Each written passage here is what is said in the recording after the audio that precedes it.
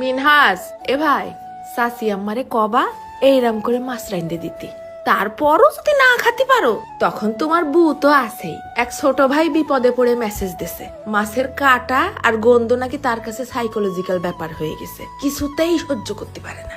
বয়স হলেও বুদ্ধির পরের থেকে এখনো পর্যন্ত মাছ ছুঁইনি। মাছ খাতে গেলে নাকি নাড়ি ভুড়ি সব উল্টে আসে, এত খারাপ লাগে। তা যে কোনো এক কাটালা বড় মাছ দিয়ে এই রেসিপিটা বানাই খেতে পারবেন।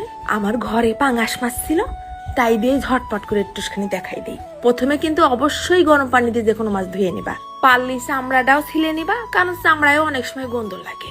তারপর মাছের কাঁটাটা ফেলাই দিয়ে শুধু মাছের গার গোশটুক নেব। 2 পিস মাছ তো ফেলাই দিছি একটা কাঁচা ঝাল আর একটা ধনেপাতার ডাল কুচি, আবার দিলাম 1 পিস লেবুর রস চিপড়াই, দিয়ে দিচ্ছি খানিকটা গোলমরিচের গুঁড়ো আর 1 চিমটি খানি দিলাম নুন, অল্প একটুখানি জিরের গুঁড়ো, 1/2 চা চামচেরও কম একটুখানি আদা বাটা, অল্প একটুখানি রসুন বাটা দিয়ে ব্লেন্ডারে দুটো ঘুরলি দিয়ে আনিছি। এইবার নামানোর পর ফেলাই দেবো চিমটি খানিক হলদির গুঁড়ো আর দিয়ে দিছি একটা ছোট্ট সাইজের পেঁয়াজ কুচি, সুন্দর করে মাখাই নেব। নুনও কিন্তু দিছি, তো একটু ভিডিওতে উঠিনি। একদম শেষমেশ দিয়ে দিচ্ছি আবার একটা ডিম ভেঙে, ভালো করে ছেনে নিছি। এর মধ্যে কিন্তু কোনো বেসন টেসন যাবে না, তাহলে মাছের তুলতুলে সফট ভাবটা আর থাকবে না। প্রথম পর্যায়ে তেলটা একটু বেশি দিছি, তার মধ্যে একটু বড় বড় সাইজ করে এক এক পিস করে ছেড়ে দেবো। একদম লো আছে, ভাজা ভাজা হতে লাগুক।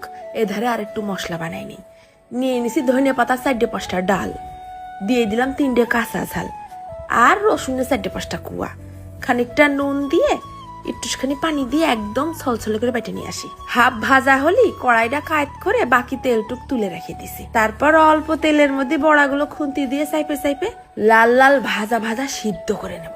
একদম শেষ পর্যায়ে ফেলাই দিলাম ওই ধনেপাতা কাঁচা ঝাল বাটাটুক। বাটিটা ধুয়ে আবার একটুখানি পানি দিয়ে দিছি। সুন্দর করে মাছের বড়াগুলো মশলার সাথে ভোনা ভোনা করে নেব। বুঝাই যাচ্ছে না যে এর মধ্যে মাছ দিয়া। আমার স্যামরাডারে খাতি দিছি, কষে ডিম নাকি এর মধ্যে মাছ দিয়া, তা তো টেরই পাইলাম না। ওই তো টের না পাওয়ার জন্যই তো এইটা তোর এক মামার জন্য বানাইছি। ধনেপাতার মশলাটা ভাতের সাথে মাখাই নিয়ে কুটকুট করে বড়াতে একটুখানি